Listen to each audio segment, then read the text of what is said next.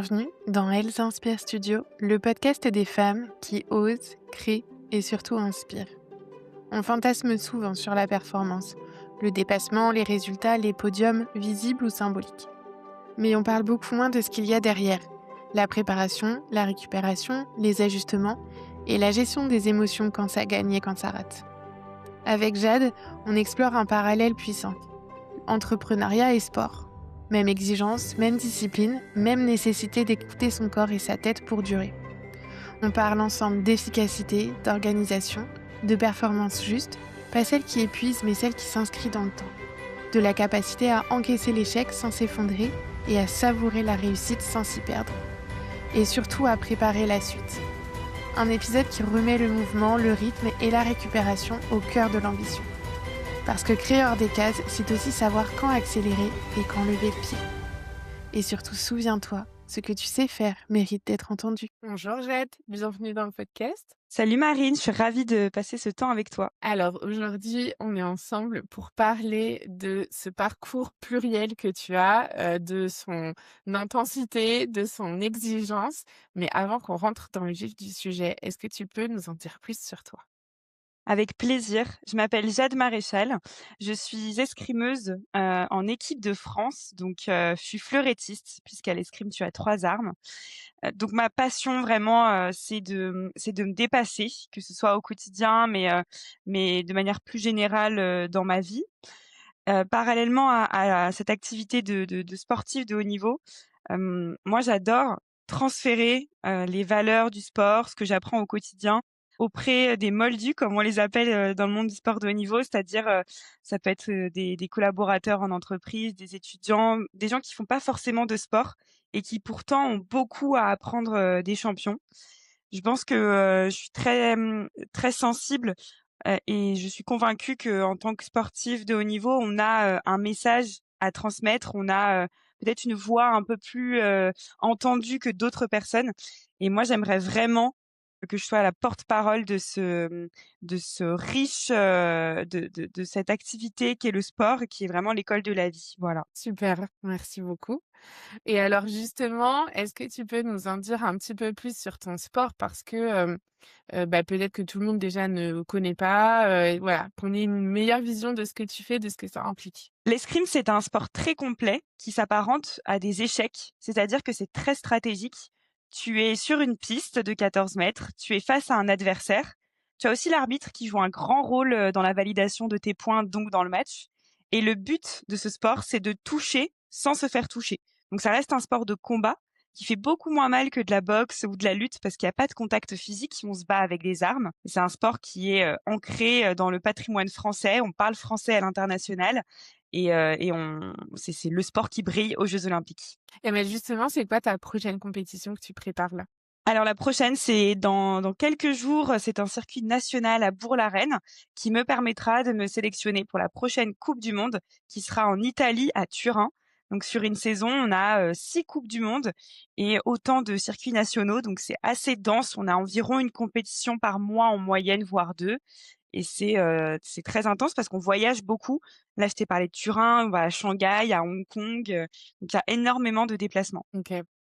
Oui, donc c'est effectivement impactant dans ton quotidien parce qu'il faut t'entraîner, parce qu'il faut, garder, ton niveau, physique, adéquat aux compétitions, mais c'est aussi impactant parce que, tu dois te déplacer, donc il y a plein de moments où tu es pas chez toi et donc c'est un rythme aussi différent de ta vie du quotidien. Bah, c'est là où je pense que l'escrime, ou en tout cas le sport, même s'il n'est pas de haut niveau, permet vraiment de faire grandir un enfant, un jeune, parce qu'on gagne en autonomie très tôt. On est obligé en fait, on prend le bus avec ses collègues pour aller en compétition, on fait son sac, on doit gérer des émotions tout seul sur un terrain, une piste. Donc c'est vraiment quelque chose qui te permet de te découvrir, de grandir plus rapidement, d'en apprendre plus sur toi. Donc c'est sûr que j'ai peut-être pris moins de temps dans mes années d'étudiante pour aller en soirée d'école de commerce, par exemple, pour en avoir fait. Mais en revanche, j'ai énormément voyagé, appris sur d'autres cultures et surtout appris comment je fonctionnais, qui j'étais, ce que j'aimais faire. Donc je suis très Mmh. reconnaissante du sport. Ouais. Et alors, ben, je pense que dans la tête de beaucoup de monde, quand on est sportif de haut niveau, bah, on s'entraîne tous les jours, il y a beaucoup de choses à faire toute la journée. Comment on imbrique ça avec une activité professionnelle et comment on maintient cet équilibre entre les 2? Alors je m'entraîne effectivement bi-quotidiennement à l'INSEP. Ici, tu es dans ma chambre à l'INSEP. Donc c'est l'Institut national du sport, de l'expertise et de la performance. En quelques mots, c'est l'antichambre des athlètes, champions olympiques. C'est la terre des champions comme il s'appelle. En fait, on s'entraîne 5 à 6 heures par jour, ce qui ne permet pas d'avoir une activité à temps plein à côté et pourtant, tous les sports ici sont des sports amateurs. Donc on n'est pas salarié de notre fédération et on doit tous avoir un double, voire triple projet quand on est, parent. C'est tout ça qui en fait effectivement, des journées extrêmement remplies et pour autant très bien orchestrées parce que chez nous, la récupération, c'est la clé et Mmh. si tu t'endors à pas d'heure pour, travailler, tu vas le ressentir sur la piste, le lendemain. Donc tout est une question d'organisation, de savoir s'entourer aussi parce que si tu n'as pas une équipe, en fait nous, là, on est très fort dans le sport, c'est qu'on sait s'entourer d'experts. On va pas jouer les apprentis prépa mentaux, les apprentis diététiciens. On va directement voir des personnes ressources qui vont nous faire gagner du temps parce qu'ils ont tout simplement appris leur métier et ils connaissent par cœur leur domaine. Donc ça, c'est là où on est assez fort dans le sport de Ouais. haut niveau. Et puis après, ben, on apprend à être très efficace. C'est-à-dire que quand tu es élève et que tu fais tes devoirs, bah, tu sais que tu que 20 minutes parce qu'après tu vas à l'entraînement. Bah, tu apprends à être efficace, tu coupes Mmh. toute distraction et tu fais tes devoirs.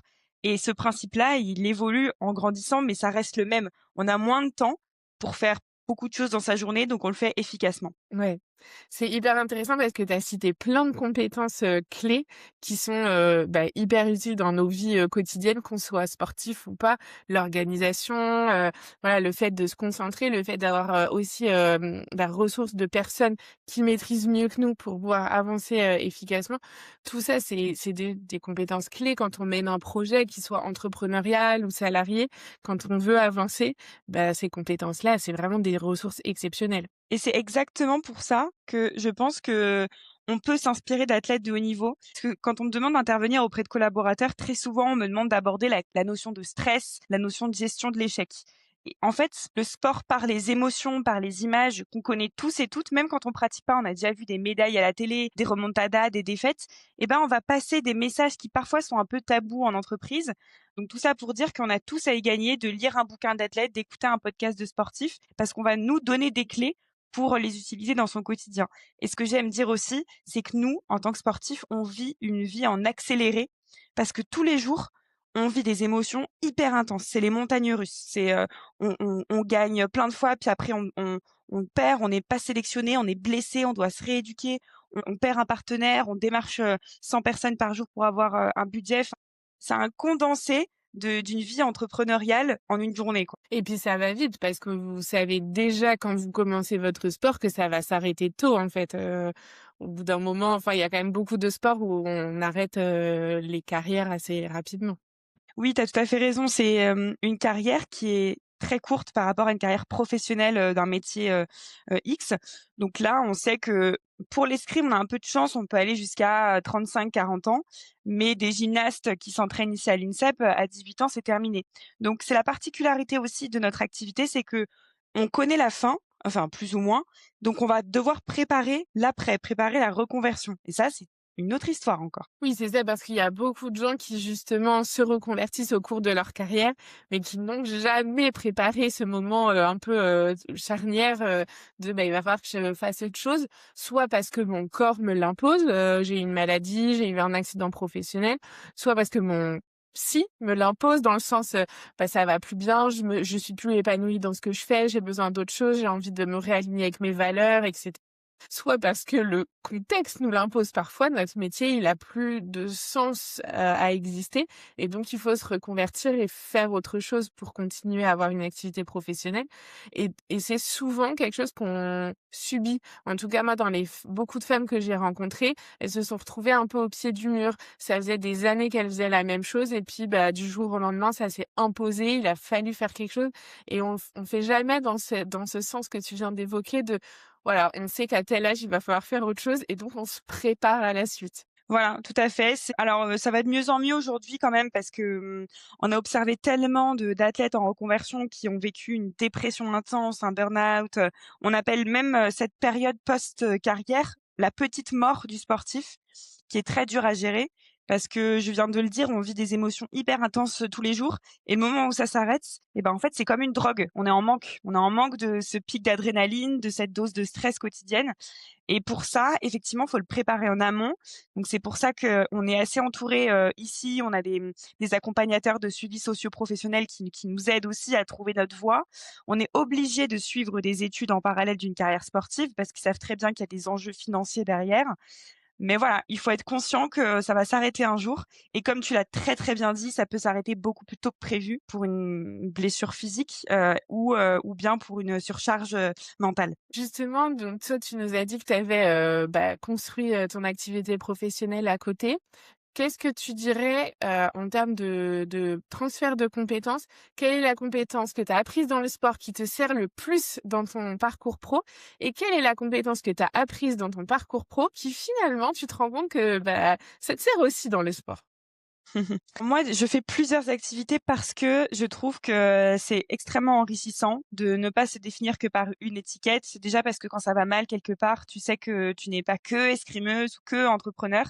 Donc, principalement, déjà, je trouve que c'est intéressant de dire qu'on est tous plusieurs choses et que c'est super grave de se définir que par une étiquette, parce que c'est totalement faux, en fait. Et c'est pour ça que ton exercice de se présenter différemment que par juste un job, bah, c'est très intéressant parce que ça amène à se questionner sur qui on est vraiment, c'est quoi notre objectif dans la vie, enfin voilà.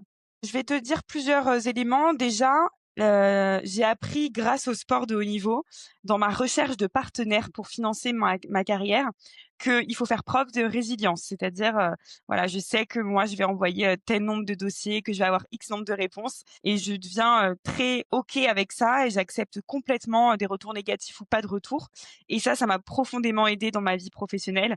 Tu n'es pas sans savoir que quand on cherche des clients, ça n'existe pas, un taux de réponse, de 100 positif. Donc ça, voilà, aujourd'hui, je me dis: «Bah, c'est comme dans le sport, c'est comme dans la recherche de partenaires». Mmh.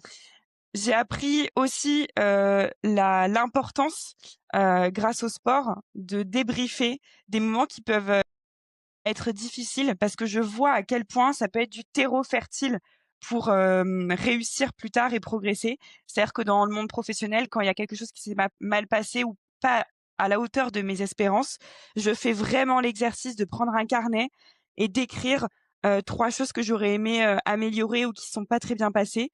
3 choses que j'ai bien faites aussi, parce que c'est ce que je fais après une compétition et c'est tellement, aidant, c'est tellement réconfortant de faire cet exercice, que je le fais vraiment à chaque fois. Et puis je dirais dernière chose que l'entreprise m'a apporté dans le monde sportif, dans la conférence, parfois j'ai pris la parole devant 1000 personnes et j'avoue que quand tu te présentes devant cette scène avec majoritairement des gens plus âgés que toi, parce que j'ai commencé, j'avais 19 ans et que tu viens, apprendre des choses ou en tout cas inspirer ton auditoire, tu peux ne pas te sentir très légitime. Donc au départ, tu as un petit peu, d'appréhension Mmh. et au final, quand j'en suis ressortie, j'ai clairement, boosté ma confiance en moi et aujourd'hui, quand je suis sur la piste, ça m'arrive de me replonger dans ce moment où je me suis dit: «Mais attends, tu peux avoir confiance en toi, en tes capacités, en ce que tu fais parce que tu as déjà, été, inspirante sur une scène de plus de centaines de personnes». Donc voilà, ça m'apprend aussi la confiance en moi, le fait d'intervenir, auprès d'entreprises. C'est hyper intéressant parce que je pense que, en tant que personne qui n'est on n'est pas, la plupart des gens qui vont nous écouter, on n'est pas des sportifs professionnels, on participe pas à ce genre de choses et on peut avoir cette image un peu, du sportif, incroyable, qui a une confiance en lui incroyable parce que, il a des réussites, il a des médailles, il sait, quelles sont ses capacités, il s'entraîne fort et quand tu nous partages ça, ça peut aussi, voilà, juste nous dire le sportif, il peut être comme quelqu'un comme nous, comme tout le monde, qui a, ses forces, mais aussi, du coup, ses faiblesses sur lesquelles il travaille et donc c'est réconfortant à la fois, pour, nous, autres personnes qui peuvent avoir cette image, incroyable du sportif et aussi de se dire: «Bah, chaque femme a ses forces, a ses faiblesses, c'est normal, c'est OK» et on peut avoir envie de travailler sur ses faiblesses, mais on peut aussi les assumer et se dire: je suis pas la plus forte dans ce domaine. je pourrais m'entourer de quelqu'un qui est plus fort que moi dans ce domaine et ensemble, on va se compléter et juste, performer parce qu'on sera ensemble. Oui, tout à fait et je tiens quand même à rappeler que les médailles qu'on voit, qui sont médiatisées, c'est vraiment, la toute petite surface, émergée de l'iceberg parce que, tous les jours on vit l'échec. Tous les jours on n'arrive pas forcément à mettre la touche qu'on veut. Tous les jours on vit des désillusions, parfois des non-sélections et c'est en ça que ça affecte notre confiance en nous, parfois notre estime de nous, qui fait que, ben, on se réveille le matin, on n'est pas toujours, motivé en se disant: «Je veux faire les jeux». C'est loin de là. C'est-à-dire que nous aussi on a un enjeu on a une pression parce qu'on gagne notre vie parce qu'on est performant. C'est là aussi où il faut comprendre l'intensité et la complexité mentale d'un sportif, parce que si jamais il se blesse ou qu'il réussit pas, tout peut s'arrêter ou en tout cas il est beaucoup moins aidé. Donc c'est pas facile, bon comme tout, tu as du blanc, du noir, partout, mais il faut pas voir, que le côté, médaille, spectacle, course, sourire du sport de haut niveau, parce que c'est loin d'être que ça. Ouais. Donc on a dit, que ton parcours de sportif, va s'arrêter. Comment toi tu envisages, la suite? Est-ce que, du coup tu t'épanouis dans l'entrepreneuriat, dans ton projet que tu as amené aujourd'hui et du coup tu vas juste, continuer cette voie, le démultiplier et cetera? Ou est-ce que tu sens que quand même le sport ça a une grosse place dans ta vie et tu veux continuer d'avoir plusieurs activités les unes à côté des autres pour te nourrir dans ta globalité? En fait, quand on est sportif, on est assez sursollicité, que ce soit physiquement ou mentalement. Donc ce qui est sûr, c'est qu'on aura du mal, nous, en tant qu'athlètes, à passer à du 8 heures, derrière un bureau et un ordinateur. Ça, c'est évident. Maintenant, je pense que je quitterai peut-être le monde du sport, en tout cas, au je ne serai pas aussi proche de ce monde-là. Moi, j'aimerais vraiment avoir un impact et aujourd'hui, je pense que j'aimerais avoir un impact auprès des parents, les parents de sportifs de haut niveau ou pas, parce que ce sont les premiers accompagnateurs des enfants, ce sont les premiers investisseurs, les premiers supporters et une fois que, les compétitions commencent, là, on les aide pas, en fait. On sait pas, ce qu'on dit à un enfant qui vient de perdre. On leur dit pas quelle place il faut qu'ils occupent sur un terrain, sur une piste et je trouve que c'est très compliqué pour eux. Donc pourquoi pas avoir un impact, comme ça, derrière, mais en tout cas toujours rester dans le partage, l'inspiration par le biais de conférences. Ouais. Ouais, c'est intéressant du coup de transposer et d'accompagner, comme toi tes parents auraient pu t'accompagner, quoi. Exactement. Trop bien. Qu'est-ce que tu aurais envie de dire à une femme, pas dans le sport professionnel, mais vraiment qui, se sent, pas, au niveau dans, son sport, qu'elle pratique, sa vie de tous les jours, parce que, elle réussit pas à atteindre l'objectif qu'elle s'est fixé. Qu'est-ce que tu aurais envie de lui dire, aujourd'hui, dans ce moment un peu où je me sens pas bien parce que j'atteins pas l'objectif que je m'étais fixé? Tellement de choses parce que, déjà, c'est tellement normal. C'est pas vrai qu'un sportif de haut niveau, il se lève tous les matins en ayant, comme objectif les jeux olympiques. On n'est pas motivé tous les jours et c'est là où la motivation et la discipline sont 2 choses vraiment distinctes et que par contre tous les jours, nous on est quand même disciplinés parce que on sait que dans quelques semaines, on va regretter la séance qu'on n'a pas faite, qui nous a fait échouer à notre compète. Ça oui, c'est sûr qu'on est peut-être plus disciplinés, mais c'est pas vrai qu'on a de la motivation tous les jours. Et mieux que ça, je dirais même qu'on sait pertinemment dans une saison qu'on va échouer.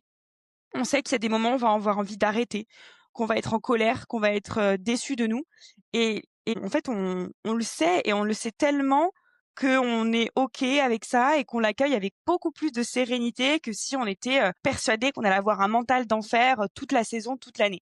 Donc déjà, savoir et être conscient que la vie, c'est des montagnes russes, des hauts, des bas, ça permet un peu de neutraliser nos réactions et d'être plus serein.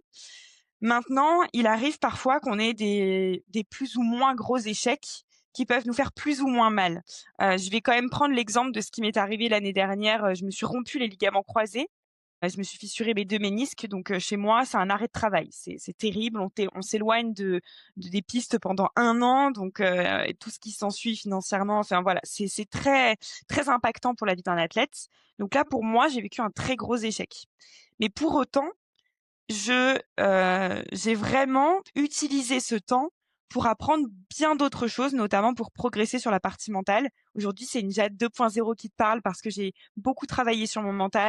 Forcément, on t'enlève les jambes, il te reste la tête. Donc, j'aimerais par cette image montrer que dans chaque crise, il y a un terreau fertile, que dans chaque pause, on peut la remplir de quelque chose de bien intéressant. On est spirituel ou pas, mais moi je pense que le destin nous a mis ce petit échec, cette désillusion sur notre passage pour qu'on puisse l'utiliser pour progresser. Chez moi, ça a été la blessure, mais tous les jours, il y a ma lampe qui s'allume pas parce que mon adversaire me met une touche. C'est un petit terreau fertile. C'est là où je me dis, qu'est-ce que j'ai mal fait? Est-ce que je dois aller plus loin dans ma fente? Est-ce que je dois faire une parade d'une meilleure façon? Voilà, tout ça pour te dire que finalement, l'échec, faut vraiment le voir positivement, non pas l'accepter et s'en satisfaire, mais se dire, OK, j'ai perdu et là, je débriefe tout de suite et je fais quelque chose pour que ça change la prochaine fois. Donc, si je résume, 2 grosses compétences phares, le travail, le fait d'avoir cette régularité, se dire que, on n'est peut-être pas motivé aujourd'hui, mais j'ai, établi qu'aujourd'hui j'avais ça à faire et c'est pas grave si je suis pas motivée, j'y vais. Donc La d'avoir, cette discipline. pugnacité, dans la discipline, exactement. Et puis la compétence à travailler, d'accepter que tout on va pas avoir un oui tout le temps, que tout va c'est comme c'était prévu sur notre chemin idéal, mais que chaque détour de notre chemin, en fait, va nous apprendre quelque chose et donc de s'en servir pour continuer à avancer. Et c'est exactement bien résumé et c'est en ça que moi je dis qu'être performant, c'est pas gagner une médaille d'or, c'est pas monter sur la première marche du podium parce que sinon ça voudrait dire qu'il y aurait à chaque fois une seule personne performante sur la compétition ou sur la saison ou pire sur une olympiade. Moi je pense que le fait d'être performant, c'est simplement que lorsqu'un obstacle se présente sur notre chemin, on fait l'effort de travailler dessus et de récolter une nouvelle fleur, une nouvelle compétence, une nouvelle expérience. Ça, c'est être performant. C'est-à-dire que arrivé aux Jeux Olympiques, même si on n'est pas sélectionné, on peut se retourner et se dire, bah ouais, en fait, j'ai été performant sur le chemin parce que j'ai appris à pitcher devant X personnes, j'ai appris à trouver des partenaires, j'ai appris à être plus explosive, etc. Super. On arrive déjà à la fin de notre échange, mais surtout, avant de se quitter, c'est le moment de ton petit challenge. Alors, moi, je vais vous proposer de trouver dans vos journées cette semaine une activité que vous faites un peu machinalement tous les matins. Ça peut être vous réveiller, aller vous faire couler un café dans la même tasse avant de vous lever. Ça peut être écouter la même musique, commencer toujours par mettre la même chaussette et puis ensuite la même routine pour s'habiller. La routine, c'est bien dans un sens, mais ça peut être très néfaste si elle n'est pas lucide. Donc moi, ce que je vais vous inviter à faire cette semaine, c'est plutôt de penser protocole. C'est-à-dire que vous allez changer une seule chose dans votre routine tous les matins. Donc typiquement, si je reprends l'exemple du café, aujourd'hui, vous allez faire l'effort de sentir votre tasse avant de la boire. Donc prendre conscience que vous êtes en train de boire votre café. Peut-être qu'aujourd'hui, vous allez commencer par vous habiller par le haut et finir par le bas. Vous allez devoir changer tous les jours une habitude dans votre journée, vous asseoir à un autre espace dans l'open space, écrire, commencer la journée par une nouvelle routine, une petite visualisation. Bref, sur 7 jours, je veux 7 choses nouvelles. Waouh, ça c'est du challenge. Merci beaucoup Jade d'avoir partagé tout ça avec nous aujourd'hui, de nous avoir lancé ce petit défi. Et au travail, hein. Exactement. Merci beaucoup Jade, à bientôt. Merci Marine, à très bientôt. Tu viens d'écouter Elles Inspirent Studio, le podcast des femmes qui osent, créent et surtout inspirent. Et si tu es encore là, c'est peut-être qu'une petite étincelle s'est allumée. Alors faisons-nous un cadeau, partage cet épisode avec une amie, une sœur, une collègue, une femme qui elle aussi a besoin d'entendre que sa voix compte. Abonne-toi, laisse un commentaire, un cœur, parce que c'est comme ça qu'on fait circuler l'audace. Et quand tu auras relevé le petit défi proposé dans cet épisode, viens me le dire, je veux savoir ce que ça a réveillé chez toi. Ta voix compte et tes compétences sont déjà en train de rayonner.